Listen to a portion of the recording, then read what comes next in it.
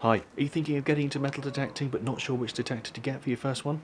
Maybe you've seen the Garrett Ace 250 and you want to see a bit more about it and learn more about it before you buy. Or maybe you've already got an Ace 250 and you fancy a few tips and tricks to help you get the best out of it. I'm Adam, this is my metal detector, and this is the Garrett Ace 250 Tips and Tricks. Welcome to D-Tekt Sussex.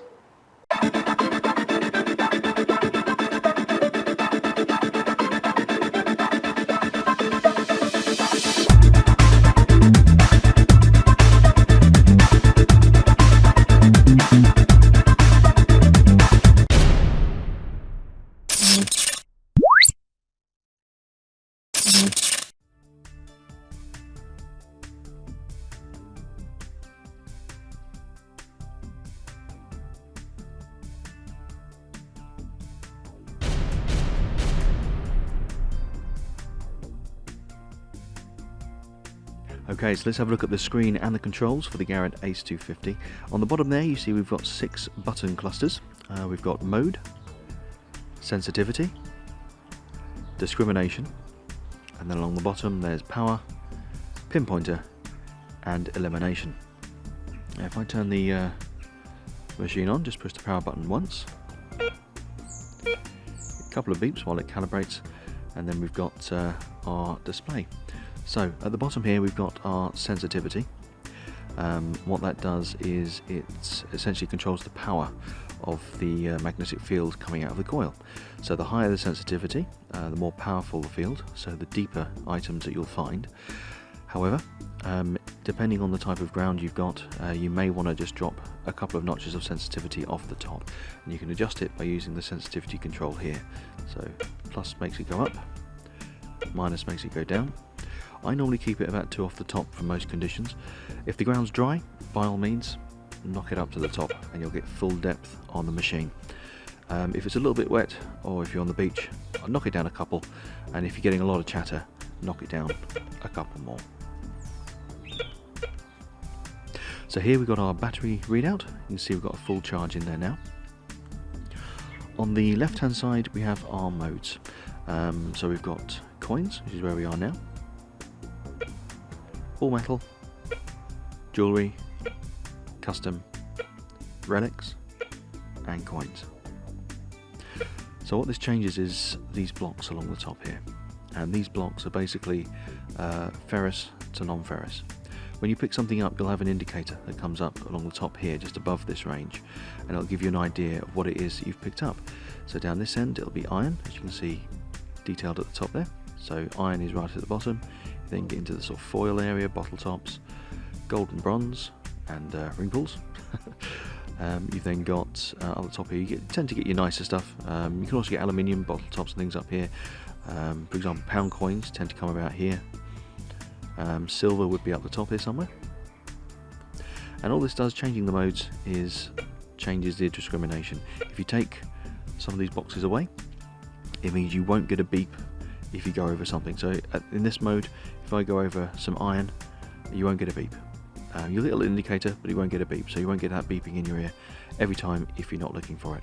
And it just narrows down what you're looking for, so you're not wasting your time digging stuff you don't want. The final thing on here is the coin depth. On the far right hand side, it gives you an idea in inches as to how deep your target is. Now if you want to change the discrimination, you can change the discrimination in any mode.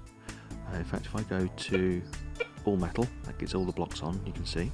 If I go to our discrimination control here, you can move along. That's that indicator I told you about just now, and you can pick whichever one you want to remove. So if I want to remove iron, you go move the cursor above iron, and then you push the eliminate button.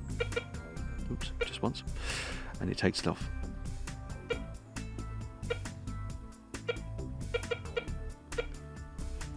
It's particularly useful if you're in an area where you're getting a lot of trashy signals, or if you've got a lot of signals and then one really good signal in the middle. You can eliminate everything except for that one signal, and then you can help you narrow it down. Lastly, you've got the pinpointer. All you need to do is hold down that, you get a tone, and you can see that meter at the top there was moving up and down. The more full that meter is, the closer to the center of the coil your target is. The sound also gets louder when you get closer to the center. So that's the controls and the displays. Let's move on to some tips and tricks.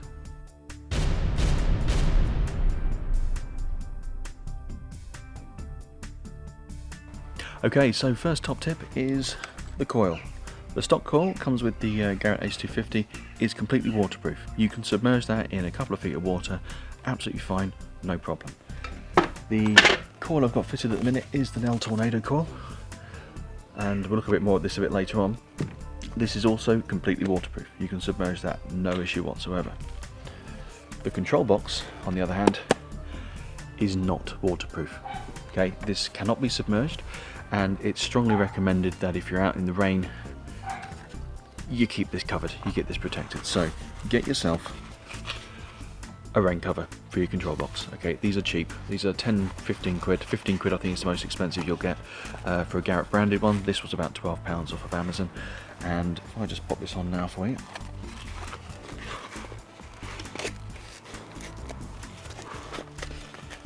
So this is one I use. It just slots straight over top of the control box. You can still see everything that goes on there. All protected. Obviously still can't submerge it, but if you're out on the beach and there's moisture in the air, or if it's starting to spit a little bit, it just gives you that extra little bit of protection so you can stay out detecting that little bit longer.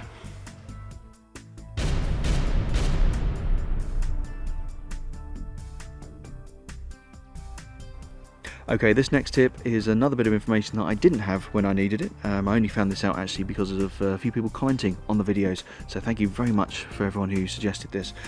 When you change the coil on the Garrett Ace 250, you need to perform a factory reset on the control box. What that does is it calibrates the control box to the new coil. So I got the Nell Tornado coil about 2 months ago, back in February. And I was using it for the first few weeks without having done a factory reset, and I was getting a little bit frustrated because the depth on the scale on this side was coming up deeper than the target actually was. So if I went out into a park and it showed up as 6 inches, I was digging down 6 inches, and quite often it was only an inch or two below the surface. So thank you to everyone who commented on this.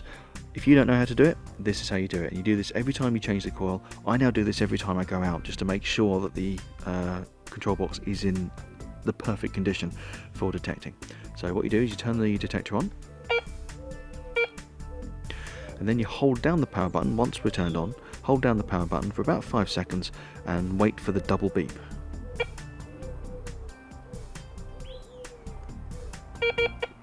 When you get that double beep, this has been fully reset and it's now calibrated to the new coil. Just be aware, if you're doing this, all of your custom settings down here will be reset to the way the control box was when it came out the box. So if you're not sure you're going to remember what they are, make a little note before you do the factory reset.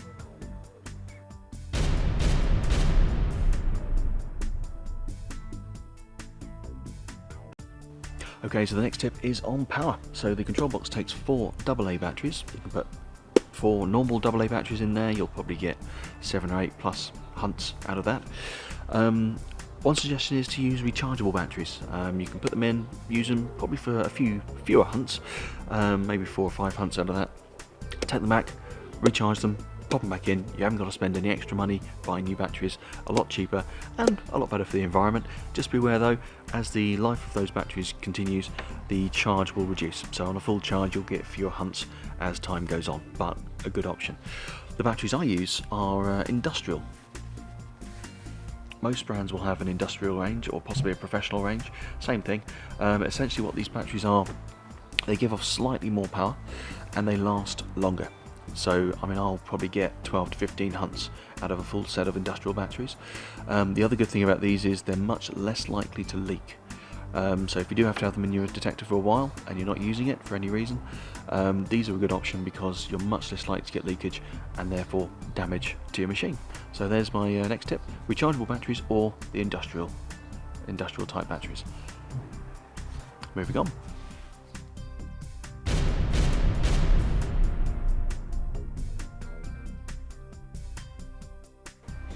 Okay, so the next couple of tips are to do with headphones.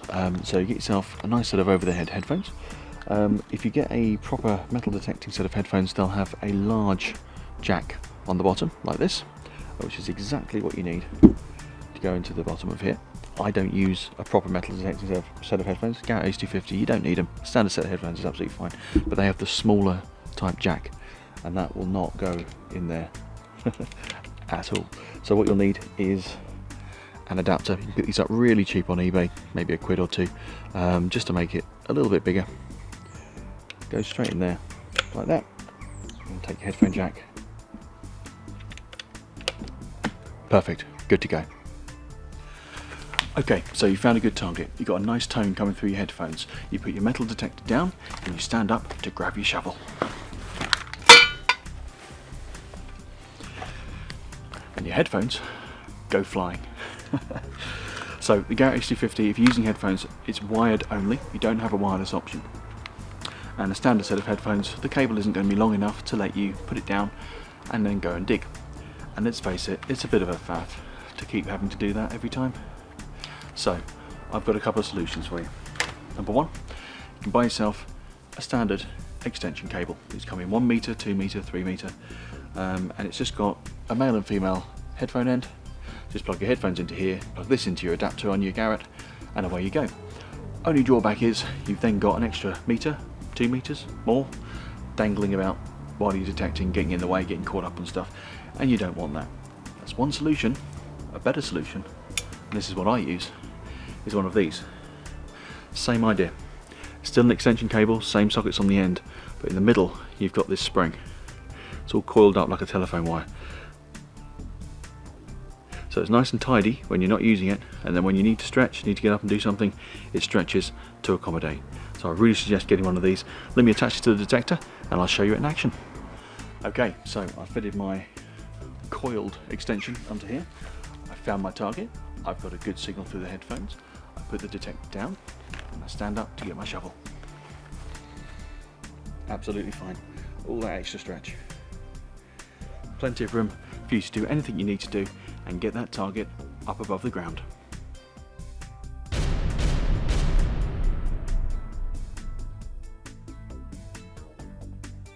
Okay, this is the armrest on the Garrett Ace 250, nice bit of padding in there, and you've got this strap to give you an extra little bit of support.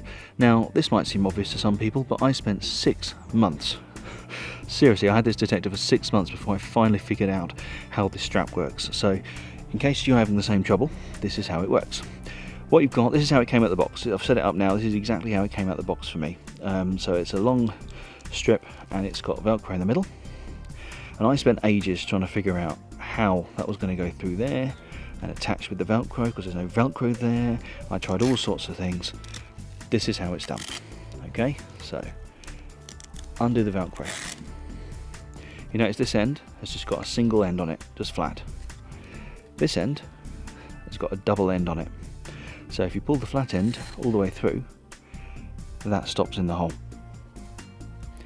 Then just thread it through there and adjust it to suit.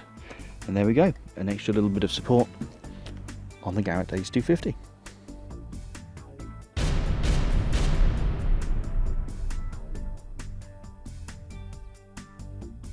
Okay, now I'm going to take a little bit of a look at pinpointing, both with the Nell Tornado and the original stock coil on the Garrett Ace 250.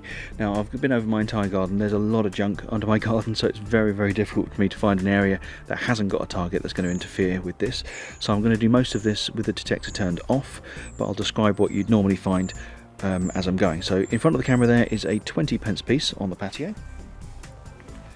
So if I wave the Nell Tornado over it, say I'm coming along and I'm detecting, and I hear a ding.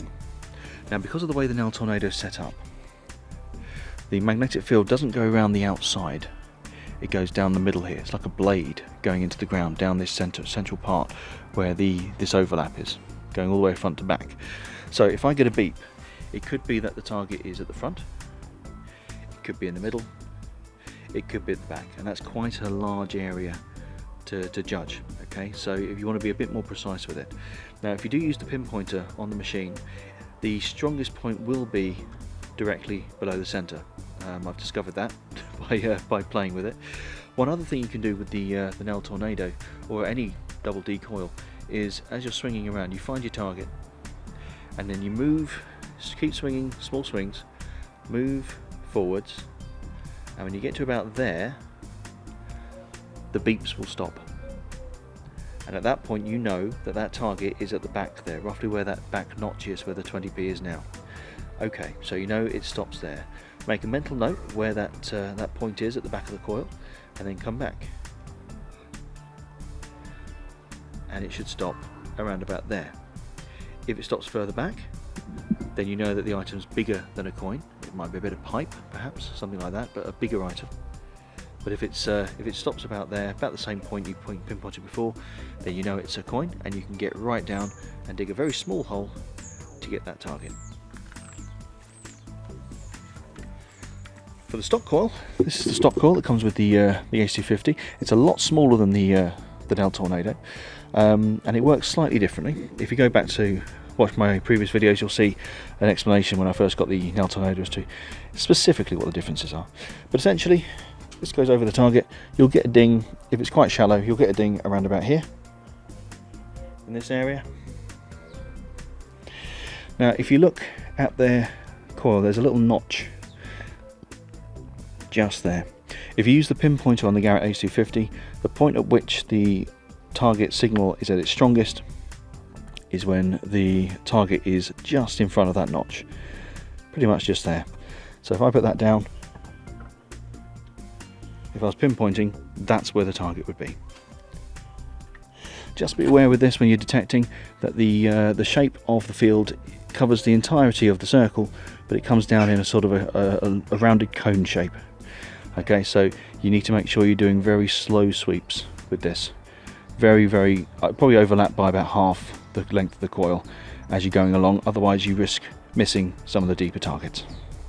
Okay, last tip of the video on pinpointing again. You found a target, you've dug a hole. You get your pinpointer out, ready to check the hole to see whereabouts specifically in that hole your target is. You put your detector down, you turn your pinpointer on, and you start looking.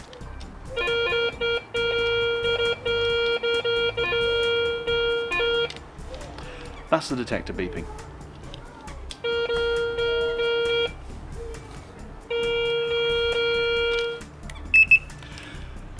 Electromagnetic interference from the pinpointer is setting off the detector, especially with the Nell Tornado coil, but also with the stock coil. So whenever you've found a target and you're ready to start digging, move the coil as far away from your hole as you possibly can. I normally turn mine around like that, put it behind me, so that when I then turn the pinpointer on, start looking, you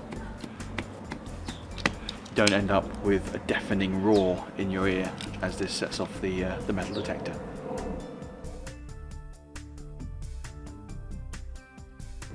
Okay, I hope you found some of those tips and tricks useful. If you did, don't forget to hit the like button. If you have any questions or comments, drop that down below the video. And if you haven't done already, don't forget to subscribe to see more metal detecting videos each and every single week.